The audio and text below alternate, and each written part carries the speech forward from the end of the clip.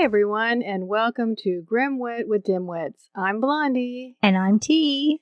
And this is our holiday special, Grim Bits of Coal. Woohoo! Love it.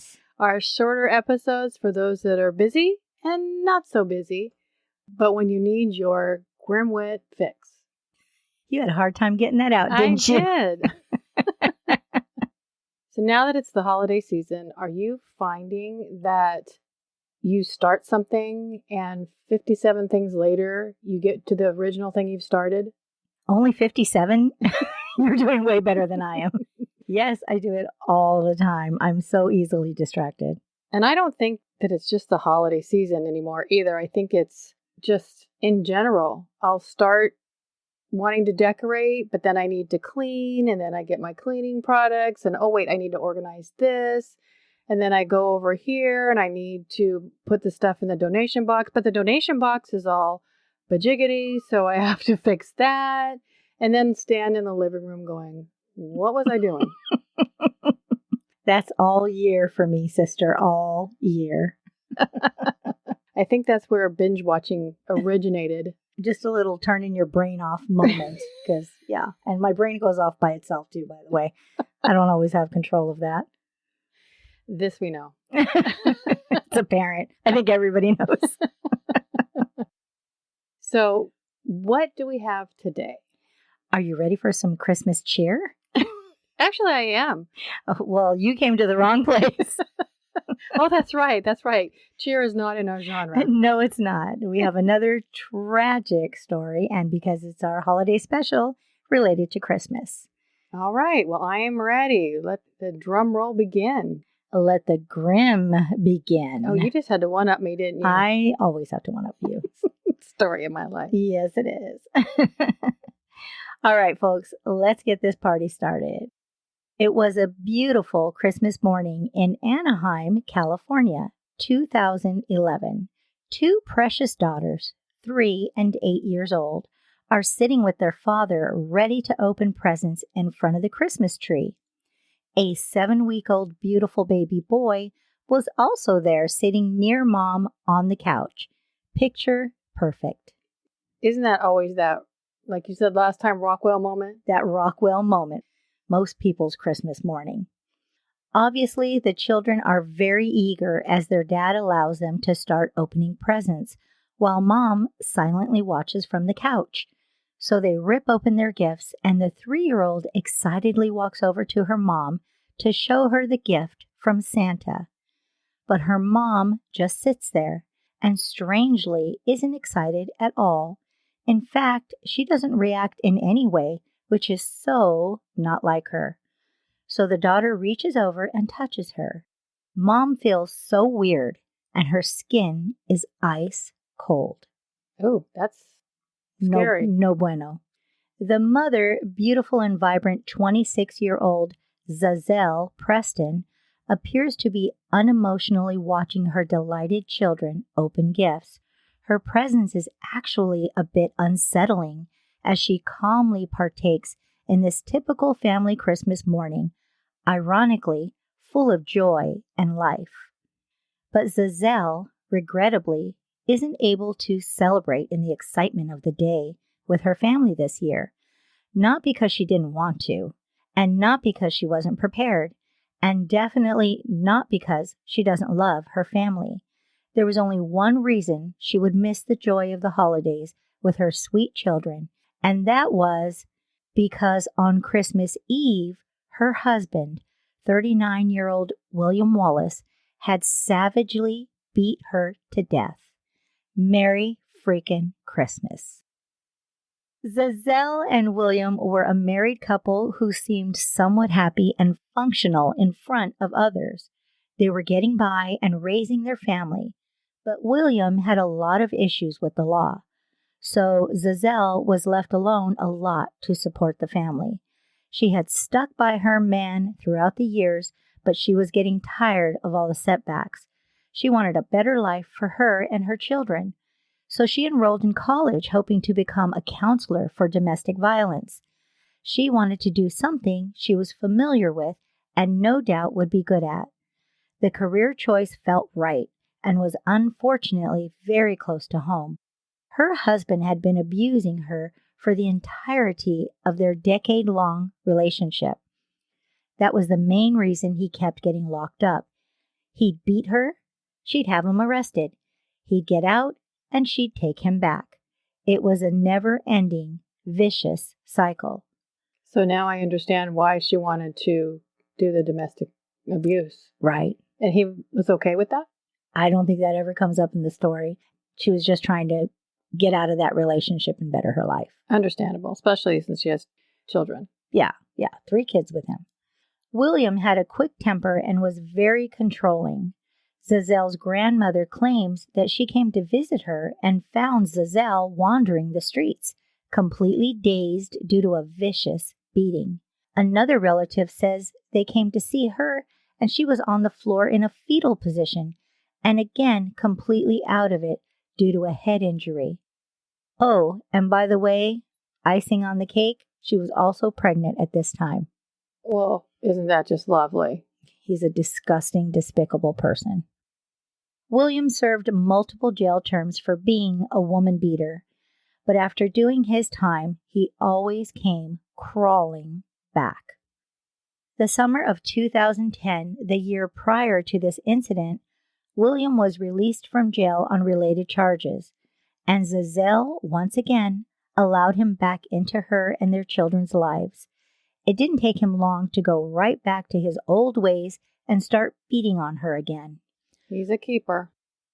On Christmas Eve of 2011, William and Za'Zell were arguing very loudly in front of their apartment after returning from a neighbor's Christmas party. It's not clear what they were arguing about, but the neighbors heard their tempers escalating. Later that night, one of the neighbors saw William literally pick up a person near the front gate and carry them off. The neighbor assumed he was helping someone who may have been drunk, partying too hard that night. But now we know that he had probably knocked out Za'Zell and was carrying her back to their apartment, where the assault continued once they got inside. At one point, Za'Zell even tried to make a run from the apartment, but a neighbor saw her get dragged back inside. Wow. I don't know. I'd be on the phone with the police immediately. I was just going to say, this is kind of hard to hear because even though this may have been, unfortunately, their norm, I'd be calling the police every single time because you just never know when it's going to go too far. And this is obviously what happens. But didn't you say that he gets arrested for this and then he goes to jail, he gets out, she takes him back? Yep. So it's a pattern. You kind of wonder if the neighbors knew this too. Yeah, and I've never called the police on a neighbor. I say I would, and I probably would, but it's a hard decision to make. You still got to live next to those people. Very true. I was just thinking the same thing. Yeah, and at times, even if you're trying to help the person getting abused, they're going to turn on you too, because you're making their loved one go to jail or getting the police involved. Again. It's really sad. It's just such a sad situation. Very tragic. Yeah, so part of me wants to go, why didn't the neighbors do anything about it? But who knows? Maybe they had, maybe it didn't work out. Who knows? And it's always easier to say, I would have, I could have, I should have, and you're not in that situation. We're not there. We don't know what the history is. But truly sad that someone saw her getting dragged back in. Mm-hmm. And for whatever reason, nothing happened. Eventually, after a savage beating, William threw Za'Zell straight into a glass coffee table, shattering it with her body. Za'Zell went unconscious. William woke his 8-year-old daughter and forced her to help him drag Za'Zell's body into the bathroom, where the daughter witnessed him throw her down violently and heard the loud, sickening thud of her mother's head hitting the toilet. Then her dad made her help him pull glass shards from her mother's dying body. Do I even need to say it? No, you don't need to say it because we're all thinking it. Awful. That's a lot. Previously, as was sadly the norm, when William would beat up his wife, he would do a little jail stint, she would heal from her wounds, he would get out and go back, and life would move forward. But this time was different. Za'Zell died that Christmas Eve, while her children slept peacefully in the next room, waiting for the magic of Christmas morning. William knew he could not mess up Christmas morning for the kids. Wow. So thoughtful. Freaking Father of the Year coming your way, buddy. Right? What an... I can't use language. We can, but we prefer not We to. prefer not to, but it's in my head a lot. A lot of those bad words. Oh, man. Yeah, this guy. So since Za'Zell was dead, he obviously couldn't change that. But what he could do was to try to come up with a story to make everything seem normal. More bad language going on in my head. So first thing that morning, this is a gem. He sat his kids down and spoke to them in a serious manner. He told them that their mom had selfishly ruined Christmas by getting wasted at the party the night before. These are little kids. Like, why would you even say that if it was true? What is wrong with this man? So Mom was just going to sit on the couch and be quiet while they opened their gifts. This psychopath wanted to pretend everything was normal. So before the children had come out, he put his wife's body on the couch in a sitting up, somewhat lifelike position. He then posed her arms and put sunglasses on her. I guess the kids were supposed to just believe that she was blackout drunk. And they did. How old were the kids again? I know you said one was 8. One's a newborn, one's 3 years old, and one's 8 years old. You know that 8-year-old. The 8-year-old already knew. She had to know. She had to know that something was wrong. And she had been pulling out glass from her mom's not quite dead, but almost dead body the night before. She had to have an idea, which is, I can't even imagine the trauma of all this. The kids, blissfully unaware of the gravity of the situation, happily opened presents in front of both their parents. I want to interject here and say that I think anybody listening to this is going to relate this visual to the movie Weekend at Bernie's. I know. It's not funny. I know. And how could you not, though? I mean, it's exactly the same. And yes, that was a really silly movie. But the reason it was such a goofy movie is because this type of thing was never supposed to happen in real life. I mean, how could it? Who could ever fathom this happening? That movie concept was ridiculously outrageous, which is why we could laugh at it. But who in the hell would have ever thought anyone would actually do it? And in such a despicable way to their wife and involve their kids on Christmas. He obviously didn't care about his wife. He doesn't really care about his children. He's just trying to cover his tracks, it seems like, at this point. Why is Christmas such a big deal to him at this point? He's got bigger problems, but he's trying to be Father of the Year and act like, oh, well, I'm just not going to hurt my kids on Christmas. Oh, maybe he's trying to bide his time to say something else happened. Maybe. I don't know. I'm speculating. Yeah, he did kind of go out of his way to set this up, though. So it really does make you think, what are you thinking, dude? Like, you're insane.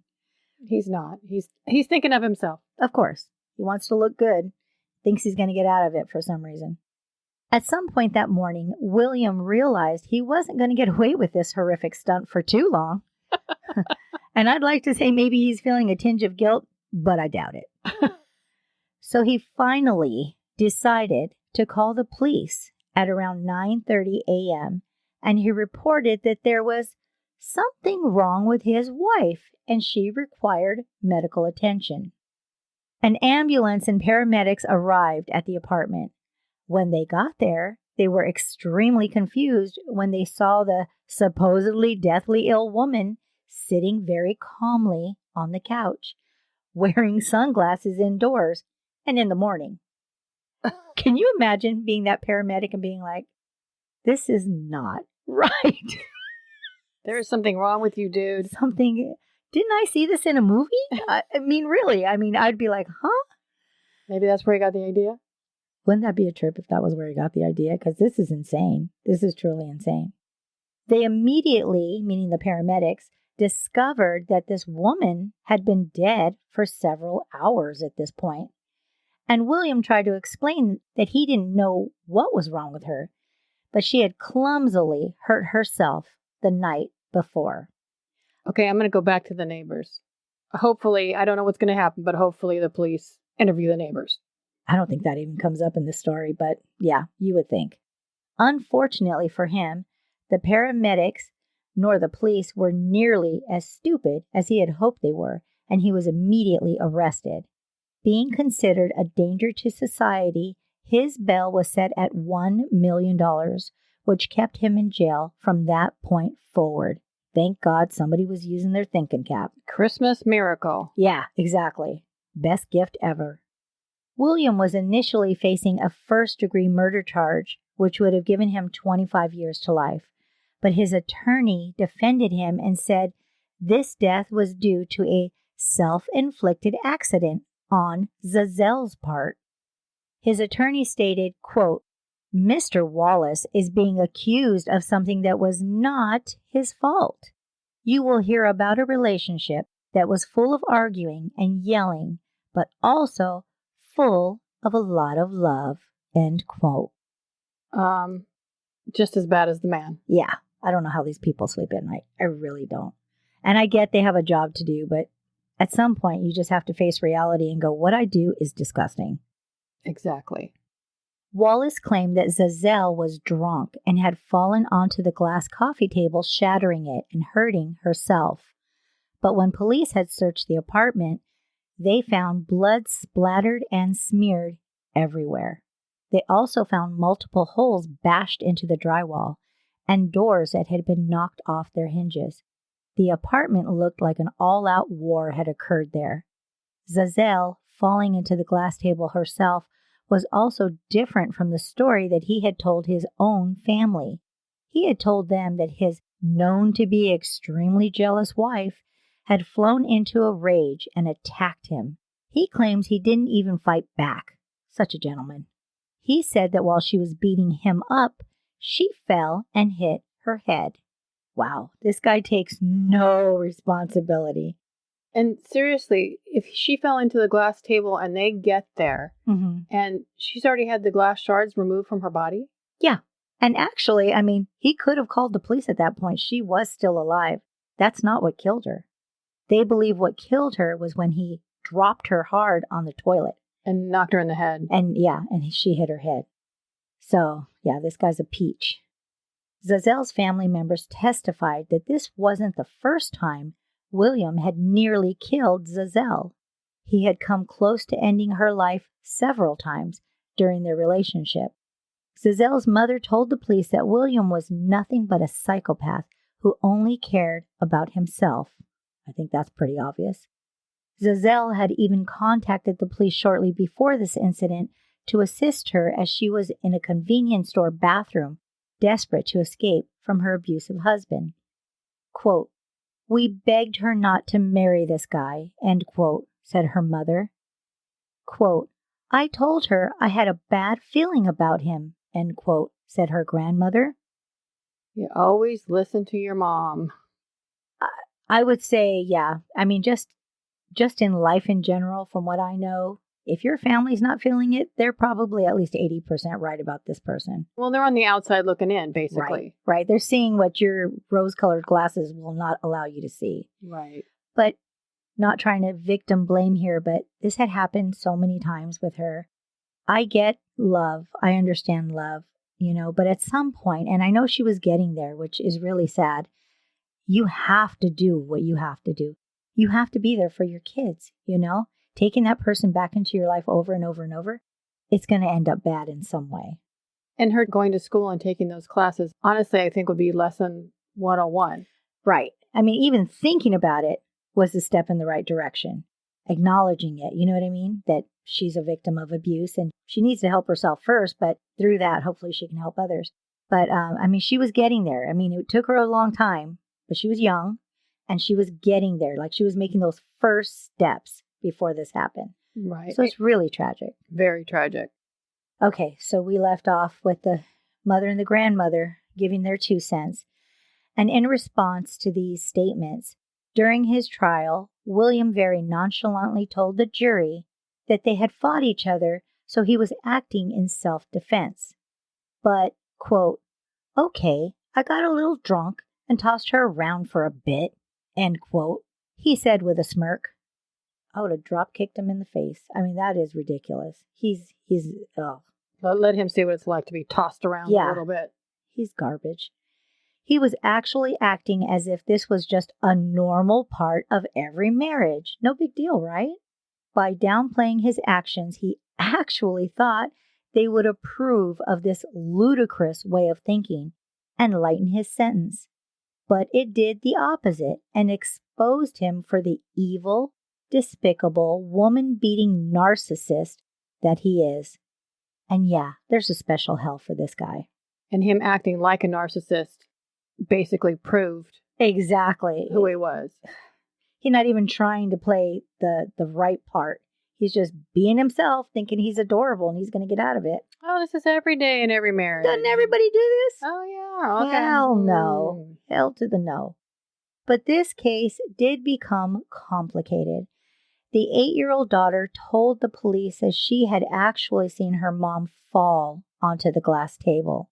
However, she never said whether her father had pushed her mom onto it. Understandably, the little girl also told the authorities she was really scared of her dad. Oh, poor baby. I know. And it sounds to me, my 2 cents, that he probably said, you better not ever tell anybody I pushed your mom. That's what it sounds like to me. We were in the bathroom. She hit her head. We were pulling glass out of her body. Yeah, we were trying to help. Can you just imagine how this guy's trying to spin it? William's attorney elaborated on this point, saying that the father and daughter had carried Za'Zell's body into the bathroom, where she accidentally hit her head. William said that all he knew was that she hit her head and probably had a concussion. But then he didn't do anything about her potential concussion and did admit that he knew she passed away Christmas Eve. Duh. This guy's... I gotta stop saying this guy because it just makes me mad. During the trial, a representative from a local women's shelter testified that Za'Zell had attempted to escape from her husband multiple times, and near the time of this incident, she was trying to get away from him once and for all. She was truly scared that he would kill her someday. She knew. She knew. She knew. Jurors were not convinced that William was acting in self-defense at any point during the attack. He was going to be convicted, but they were not sure what the charges were going to be. First or second-degree murder, or involuntary manslaughter. They weren't sure at this point. What? Yeah. And it's because of that. What the little girl said. Right, what the little girl said. Unbelievably, this case dragged, now remember this happened in 2011, this case dragged to March 2021 before it actually went to court. What? Exactly. I didn't even know you could do that legally. Everyone's entitled to a quick and fair trial. Right. So I don't know how they got away with this. I wonder which side was the delay. It sounds like it was the court side, which I'm not mad. It kept him in jail. But I mean, imagine if this guy was an innocent person and this happened. There's no excuse for that. That's way too long. Good point. Very good point. So it wasn't until June of 2021 that William Wallace was finally convicted. He had already been in custody for 9 years straight at this point, and despite his long history of violence and many attempts on his wife's life, William was only convicted on charges of second-degree murder. He was sentenced to 15 years to life in prison, and as part of his sentence, he was given credit for the 9 years he had already served. That's just crazy. It's only crazy because we understand with all this information what kind of a disgusting, I won't even call him human being he is. But, you know, that is the way the system works. If he's only going to get 15 and he's done 9, he's done 9. But yeah, this is all just, it's a tragedy from beginning to end. Za'Zell had posted pictures of her and William on her Facebook. They were a good-looking couple. There were cute pictures of the couple, and they looked very much in love.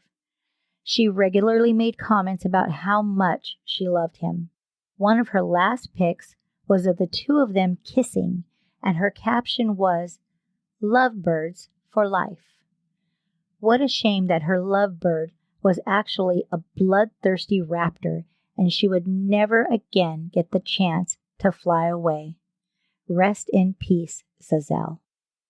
We want to thank everyone for listening. We hope you enjoyed that tragic story, yet another tragic story. And I like how you always say, enjoy the tragic story. And I don't know what the right word would be. It just sounds wrong.